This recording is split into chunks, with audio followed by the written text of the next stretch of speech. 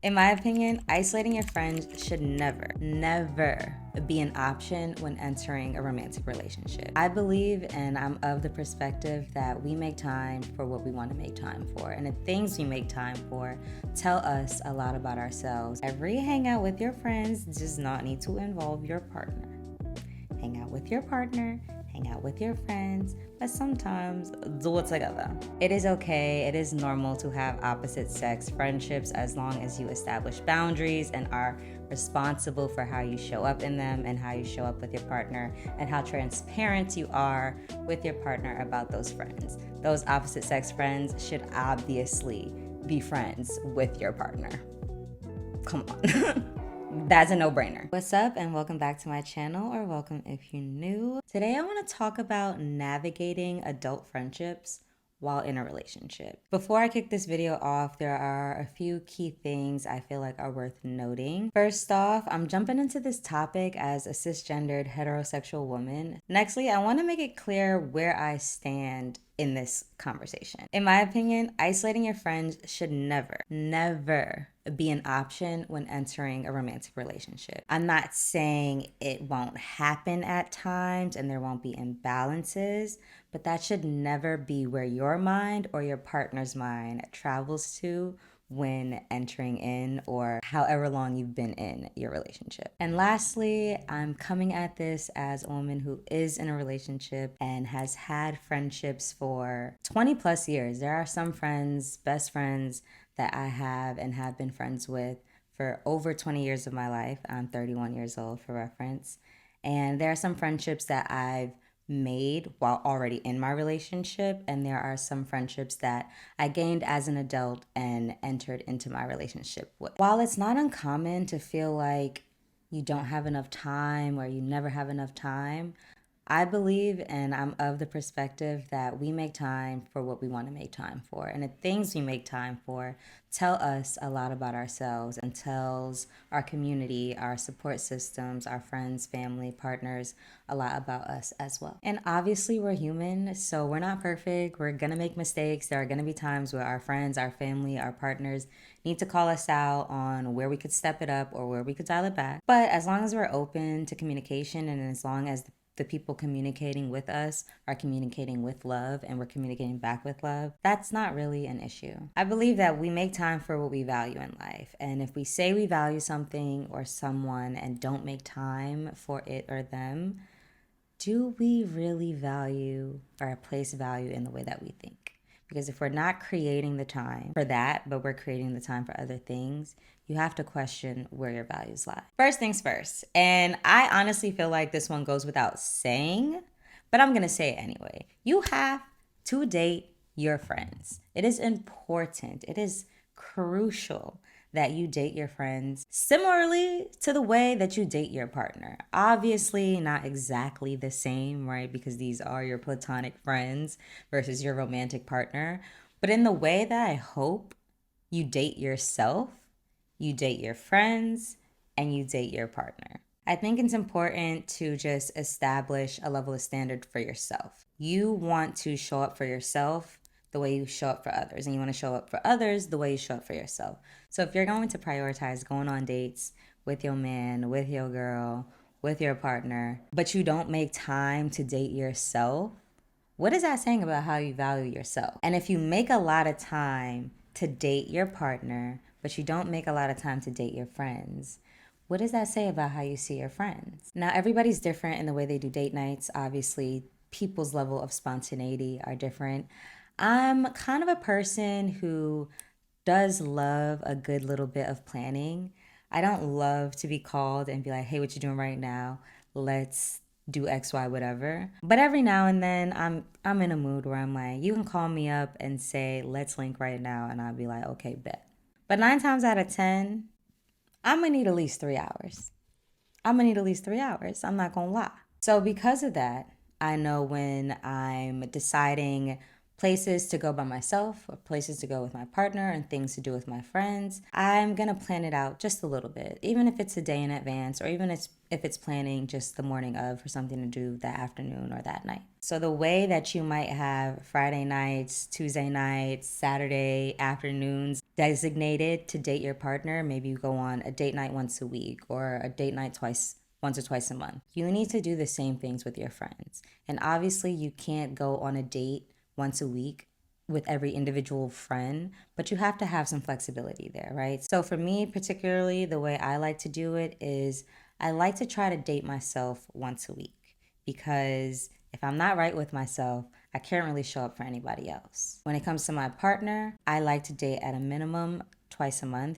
And if it can be weekly, then it can be weekly. But sometimes our schedules just don't allow for consistent weekly dates. But when they do, that's what we do. I would like to spend time with my friends at least twice a month, designated time with my friends at least twice a month, and designated time with my partner at least twice a month. And the way I kind of go about doing this is I'll split my time between group and solo hangouts. Sometimes I'm in a friend's neighborhood or I know I will be in a friend's neighborhood the next morning. So I'm like, hey, I have an hour or two. Do you want to link on your stoop and just chat? Or, hey, what time do you get off work? Do you want to go take a walk when you get off and just catch up? Or sometimes it's, let's go grab some drinks, let's go grab some dinner. Or sometimes it's, oh, we need a girls' night and it's a few of us getting together. And sometimes it's, we need a real gang night. So let's bring us together, our mans together, our girls together, our partners together. But it is important to date your friends. I have some friends who we actually set anniversary dates for. It is something that I think is fun to set anniversary dates. Remember the date maybe that you and a friend first spent time together and trying to always spend that time together on that date every year, the way you would celebrate an anniversary with your partner. Just little things that you can do to kind of show that you care, that is important. When your friends are celebrating something, if they like flowers, show up with a bouquet. If they like sweets, show up with some chocolates, Understand what your friends' love languages are, understand what your love language is, how you give love, but also how they receive love, because you're going to figure out how your partner receives love, because you're going to figure out how your partner receives love, right? So you should figure out how your friends receive love. Date your friends like you would date your man. Date your friends like you would date your partner, period. Don't skip this step. Date your friends. So piggybacking off the last point, put effort into hangouts where your friends and your partner can come together. But please, and this is key, do this with moderation. Nobody wants your man at every girl's hangout, and nobody wants your girl at every guy's night. Nobody wants your partner with you every single time that they see you, okay? Like, they want to hang out with you. They want to hang out with you. You are not Siamese twins. You are two individuals who happen to be romantically involved. But your friends, they want to see you. They want to see you.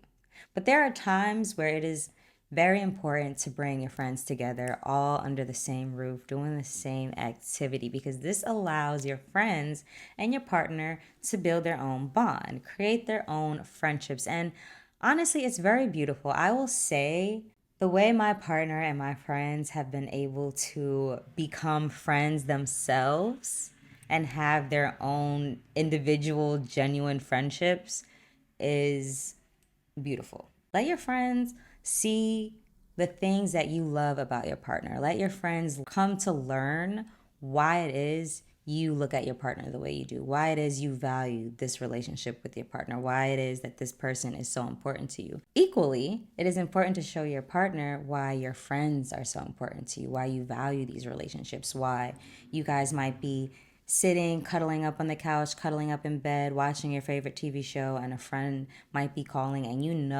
they're not the type of friend to call you 9:30 at night. So if they are, something might be up. Your partner has to understand, like, I know how you feel about this person. So you answering while we're cuddling up, cool, do your thing. I'm going to just do something else while y'all are chit-chatting. Like, It is important that they understand each other's value in your life because it just makes things a lot easier to navigate when people understand the importance of where your heart is. But like I said, and just a reminder, every hangout with your friends does not need to involve your partner. Hang out with your partner, hang out with your friends, but sometimes do it together.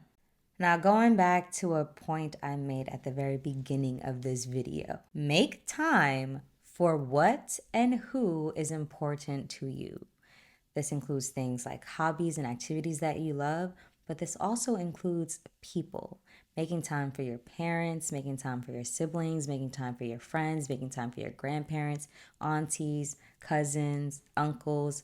Obviously, everybody has different bonds and relationships with different blood family members, but the ones that you are close to, you have to make time for. The friendships that you value, the ones that you want to cultivate and continue to take them as far as they can go, hopefully lifelong, you have to make time for. And it is obviously important to spend very quality time with yourself. And most of us are in that space where we prioritize quality time with ourselves. So we need to prioritize quality time with our friends. And this is coming from a homebody. Like, I love to stay home. I'm definitely the friend that, like, we're going to make plans, but if you cancel, now, when I say make time for your friends, prioritize your friends, this doesn't always have to look like a hangout.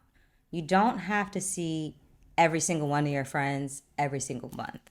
Life just doesn't always work out that way. Not only does your schedule probably not allow for that, but their schedule probably doesn't always line up with your availability. Let's be honest. A lot of people sometimes only have weekends available to do hangouts or anything, depending on the proximity of where you live to your friends. So every single weekend that you have available aren't always going to be the weekends they have available. Or sometimes you might be a weekend worker and they might be a weekday worker. Like, there are obviously different circumstances and barriers that can interrupt and not always make it possible to spend physical time with your friends. But there are a lot of in between things that are just as important as spending physical time with your friends. When it comes to making time for people, this can be in the form of a hangout, a phone call, a FaceTime. And like I said, it also means answering their calls when they call you, or if you're unable to answer at that time or you just happen to miss it, you call them back. Now, am I perfect? Am I telling y'all that I do all these things all the time? Like, I'm just this perfect human being that doesn't make mistakes and just is the best friend ever? No. But I am a good friend. I am a great friend, actually. Let me put some respect on myself. I'm a great friend. There's definitely a lot of areas and ways in which I can improve, and I'm always improving on as I grow and mature and just become more emotionally aware and more emotionally intelligent. But I do my best with what I have at the moment, and I communicate to my friends to be honest with me. I'm honest as I can be with them, and I invite them to be as honest as they can be with me so that if there are any disparities, we can talk about them like adults. It's not like somebody shoving things down or keeping tallies of every time you slight them or you keeping tallies of every time a friend slights you. No.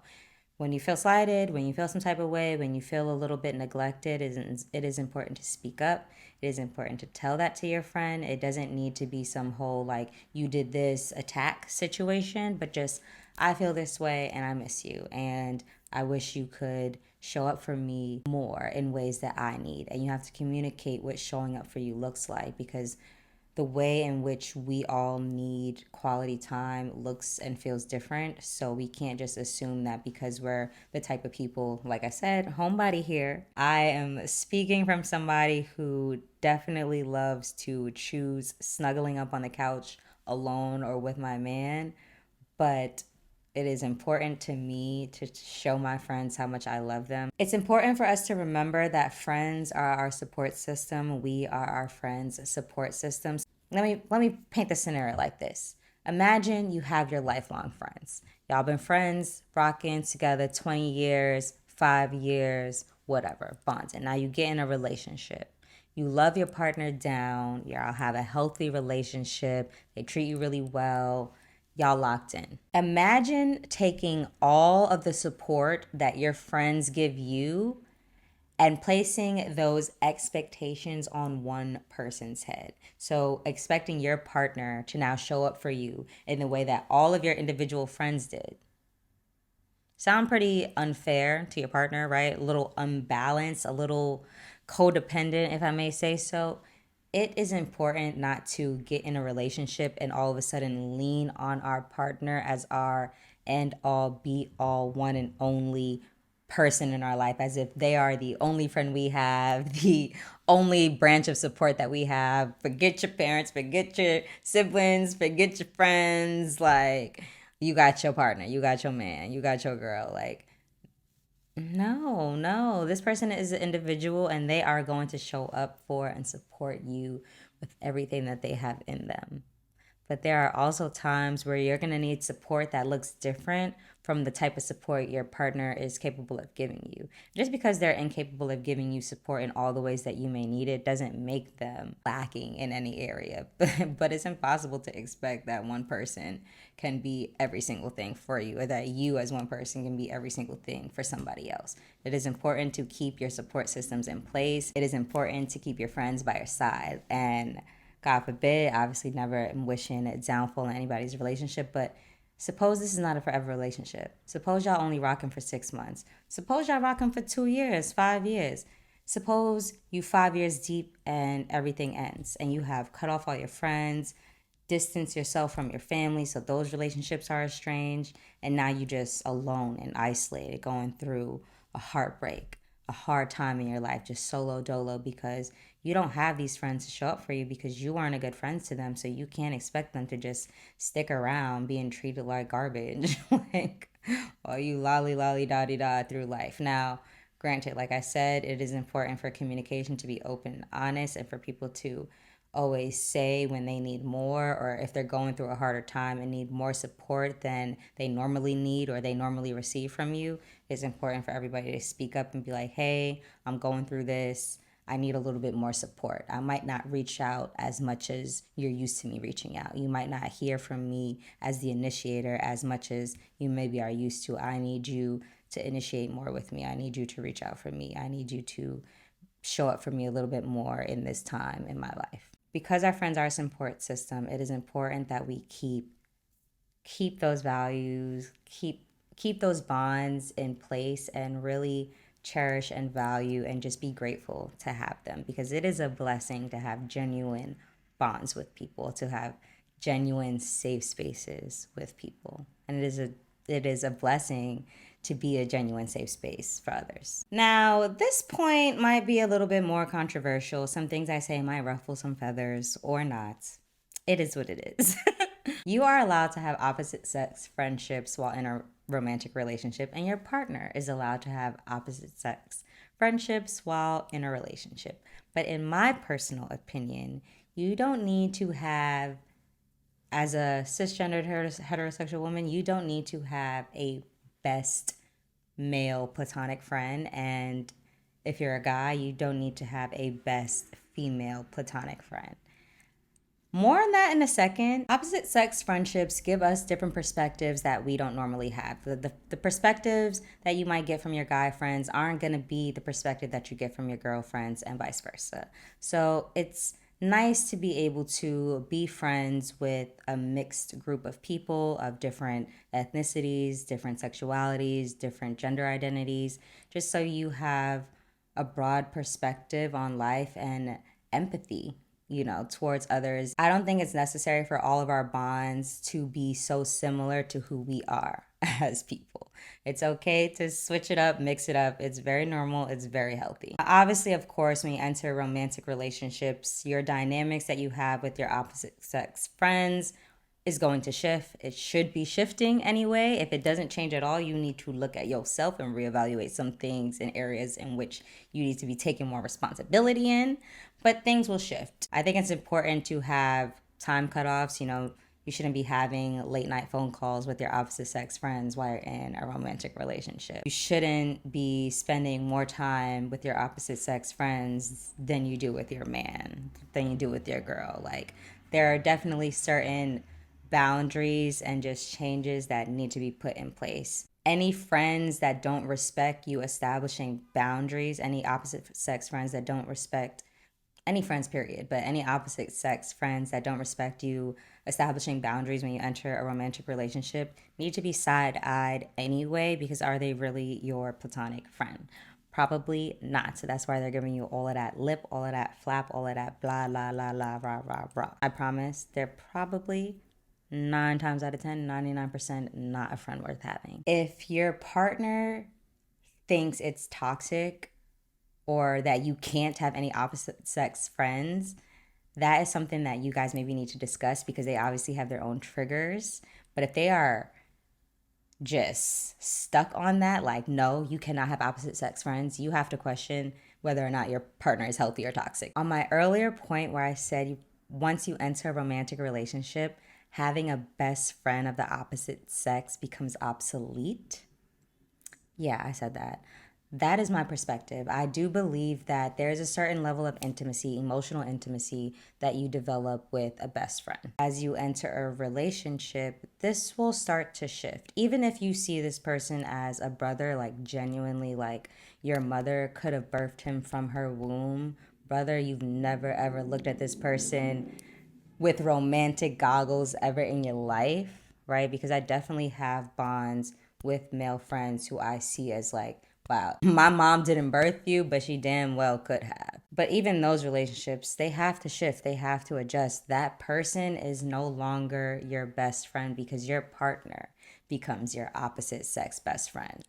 And, or at least I believe that's how it should be. You start to want to tell them everything first. You start to want to get their perspective and opinion on things. You need their support and help on things. And so the way in which you once needed your best friend of the opposite sex to show up for you, you don't really need that anymore, because you have your partner doing that and then some. A good, solid, healthy romantic partnership has a very strong friendship foundation, so strong that you should be each other's best friend of the opposite sex. Now, obviously, you'll have your best girlfriends, and your man will have their best guy friends, or your girl, opposite, vice versa. You get what I'm saying?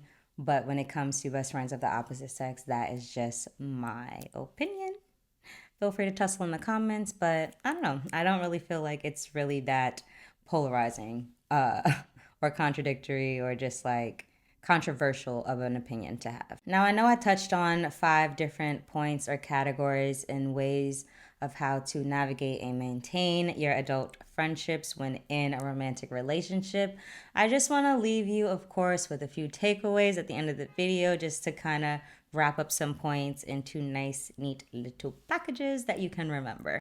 First things first, schedule time with friends as a group and individually. Does life get busy? Of course it does. We all have a million things to do. We're all busy, but you make time for what you want to make time for. You should be scheduling time with your friends the way you schedule important meetings, the way you schedule your doctor's appointment to get your physical. You need to be scheduling time with your friends as if they are the most important, crucial appointments in your life. Because to be honest, they are. Ways to do this is blocking out time. So being like, hey, what's your month looking like? This is when my month's looking like. Let's plan to hang out here. Showing up, actually following through. So don't just schedule the hangout or schedule the phone call, schedule the FaceTime chat. Show up to that hangout, that phone call, that FaceTime chat. Ideally on time, because we got to respect each other's time, okay? I'm definitely a girl that's working on time management, but ideally you want to show up and you want to do it on time. Number 2, quality over quantity. Like I said in the last point, we are all busy, so we don't always have the time to see every single one of our friends every single month, every single week, every single day. But if you prioritize quality, that will never, should never, hopefully, be an issue. The ways in which you can prioritize quality time is being an active listener actually hearing what that person is saying and not getting sidetracked with all the different thoughts of past and future things you need to be thinking and worrying about. In addition to being an active listener, engage meaningfully. Show up and participate in the conversation. Not just like, yeah, huh, whatever, yes, man. Actually participate, actually converse, actually have dialogue with your friend. I know that is such a straightforward and duh type of point to make, but it actually needs to be said. And lastly, as important as it is to have fun, keep it light, it is also important to get deep, have depth, and give value when having a conversation. You guys should be talking about more than surface level things. You should be talking about actual things going on in your actual life so that your friend can actually get to know you and you can actually get to know them so that you can continue to be the best friend that you can be to each other. And the third and final key takeaway is include your partner and friends in the same hangouts. Again, not every time, but it is important that your friends and your partner are able to grow and establish their own bonds. And of course, as a fourth and bonus point, it is okay, it is normal to have opposite sex friendships as long as you establish boundaries and are responsible for how you show up in them and how you show up with your partner and how transparent you are with your partner about those friends. Those opposite sex friends should obviously be friends with your partner. Come on. That's a no-brainer. All right, you guys, that is all of my thoughts today. Let me know how you feel about maintaining adult friendships and how you feel about navigating those friendships while in a romantic relationship, how well you balance or don't balance that. If you have any other pointers, please put them in the comments. They will help me, they will help a friend, they'll help a friend, and help a friend. Let's help our community. Love you guys down. Thank you again for sitting with me and showing up for me and showing up for yourselves. And until next week, see you later.